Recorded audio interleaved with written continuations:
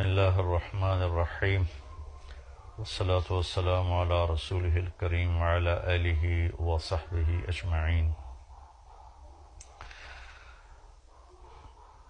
جب سے میرے محترم بھائی اور دوستو، جب سے پاکستان وجود میں آیا ہے، اللہ تعالیٰ نے بہت سے لوگوں کو حکومت دی۔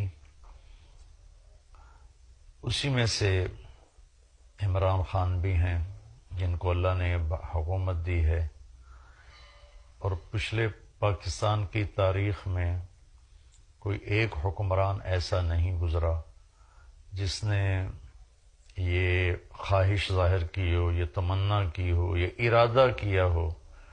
ارادہ تو بڑی بات ہے، صرف خواہش ہی ظاہر کی ہو کہ ہم پاکستان کو مدینہ والی فلاحی ریاست بنائیں گے۔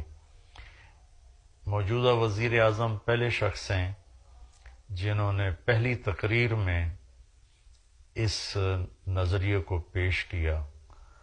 تو میری گزارش ہے تمام پاکستان کے 20 کروڑ عوام سے کہ ہم سب اس بندے کی پوری مدد کریں، دعا کے ساتھ، تعاون کے ساتھ، کہ مدینہ کی ریاست کا جو بھی تصور پیش کرے گا ہم اس کے غلام ہوں گے۔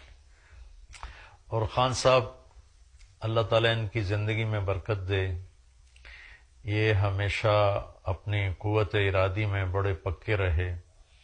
پھر اس کے بعد اتنے بڑے ہاسپٹل، اربوں کا منصوبہ، جیب میں 4 آنے بھی نہیں، لیکن عزم کیا، ارادہ کیا، اللہ نے اسے کھڑا کر کے دکھا دیا۔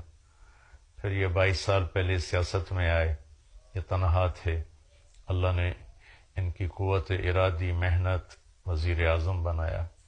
اب یہ ایک خوبصورت خواب دیکھ رہے ہیں اور ہمیں دکھا رہے ہیں، اور مخلص ہیں۔ مجھے اللہ کی ذات سے امید نہیں، یقین ہے 100% کہ یہ انتہائی دیانتدار، انتہائی مخلص ہیں۔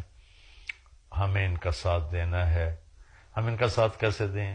کہ ہم بھی شروع ہو جائیں کہ سچ بولیں گے، جھوٹ نہیں بولیں گے، دھوکہ نہیں دیں گے، فراڈ نہیں کریں گے، ظلم نہیں کریں گے، جھوٹ نہیں بولیں گے، ملاوٹ نہیں کریں گے، رشوت نہیں لیں گے، کسی پر زیادتی نہیں کریں گے۔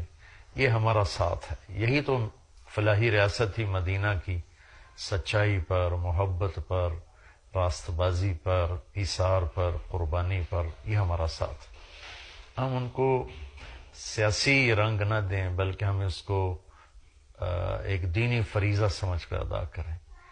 پھر ایک اور چیز جس میں وہ منفرد مجھے نظر آئے کہ اتنے وزیر اعظم آئے،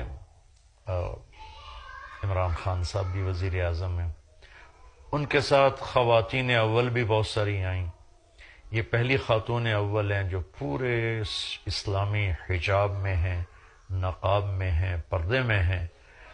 پورے میرے پاکستان کی خواتین کے لیے ان کی زندگی ایک پیغام ہے کہ اتنے بڑے منصب پر بھی پردہ کیا جا سکتا ہے۔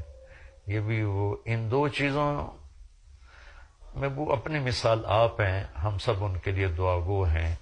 اللہ ان کی مدد فرمائے اور انہیں ہر شر سے بچائے۔ السلام علیکم۔